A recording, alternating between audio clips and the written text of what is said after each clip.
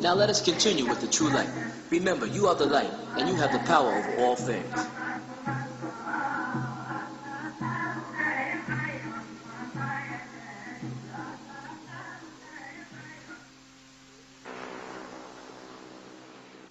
Because the following verse, Jeremiah chapter 30, verse 6, Daniel chapter 9, verse 29, and Isaiah chapter 66, verse 7 refers to Revelation chapter 12, verse 2. How do the former and latter relate to the times we live in? Does it refer to Revelation chapter 12, verse 2? No. This here quote is talking about the birth of the new Zion. Zion is being used as a symbol of the woman. If you read it, you see that. It's talking about the children of Israel. Jeremiah is talking about when King David comes to the throne. If you read down a little further in that quote, you would have seen that. None of these quotes relate to Revelations. What people tend to do is they tend to take quotes out of the Old Testament and try to apply them to the New Testament by accident, not understanding that the people who wrote the New Testament was writing it from the Old Testament, so they tried to make it sound like it came from there.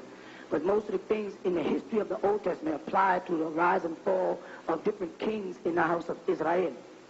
Like Jeremiah, which we were speaking about, has to do with the coming of David, the king, to throne. It says right in it, it'll be when David rules the throne. All right? When you go down from 6, 7, 8, and 9 of 30, you come up with 9. But they shall serve the Lord, their creator, and David, their king, whom I will raise, future tense, up unto them. So this is way before Revelation was even revealed, because they put this in the future tense. David, their king, whom I shall, you see the word shall? Shall raise up unto them.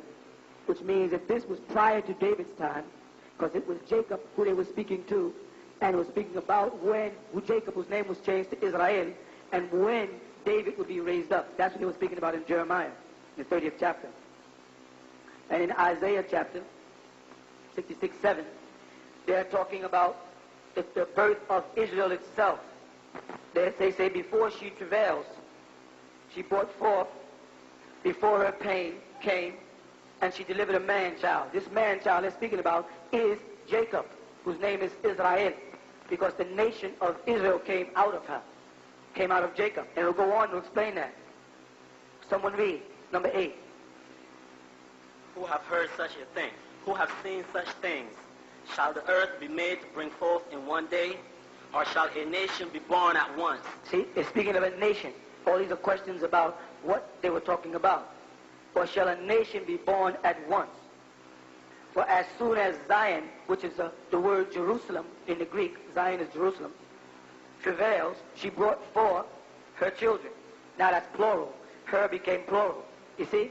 Her, the single, brought forth her children. Speaking of Jerusalem, out of Jacob, who was that male child they spoke of, who had his name changed from Jacob to Israel and became the father of the 12 tribes of Israel, of which Zion was built, and the reestablishment of the temple.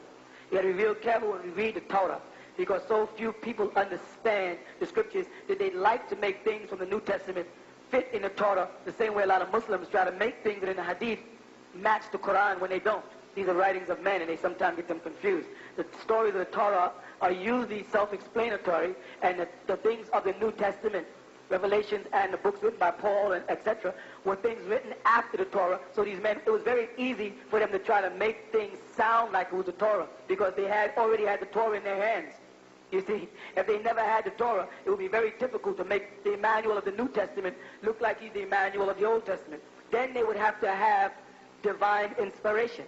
But nowhere in Christianity is divine inspiration necessary. Why?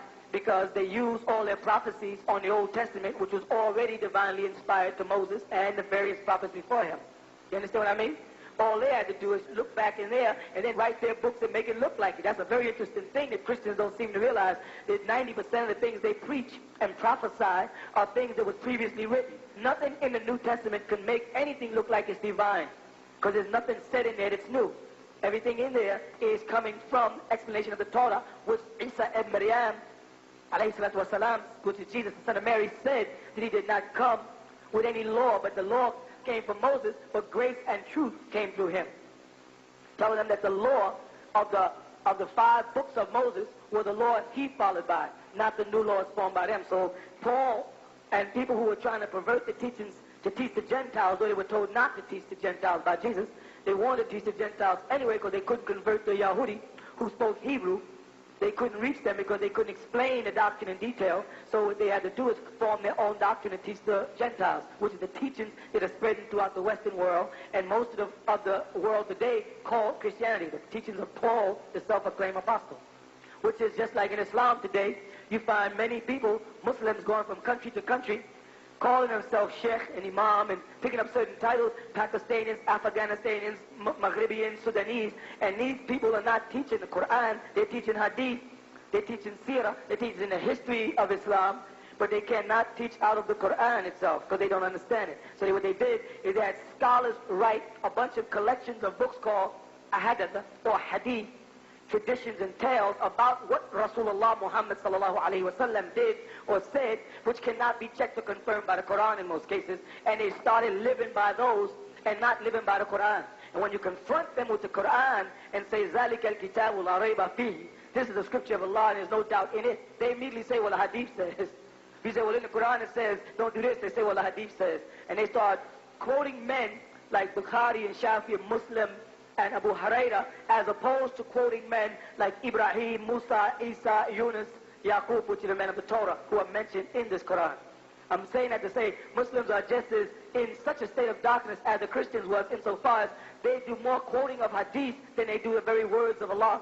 The way the Christians do more quoting of Paul and people like that than they do Jesus, because 90% of the things, if you ask a Christian, did Jesus say it? They have no answer. Show me where Jesus said this. Show me. It's always Paul said it, or Peter said it, or Matthew said it, but where did Jesus say it? You follow? So I'm trying to make that to show you that how you pull out 3 good quotes and say it doesn't apply to Revelation.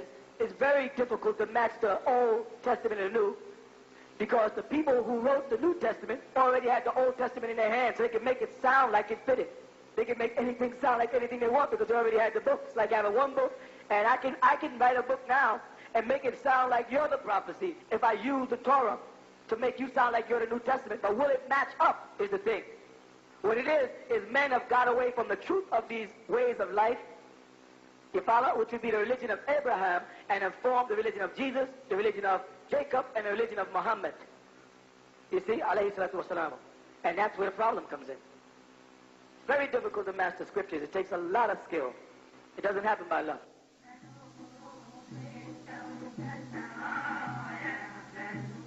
Now let us continue with the true light. Remember, you are the light, and you have the power over all things.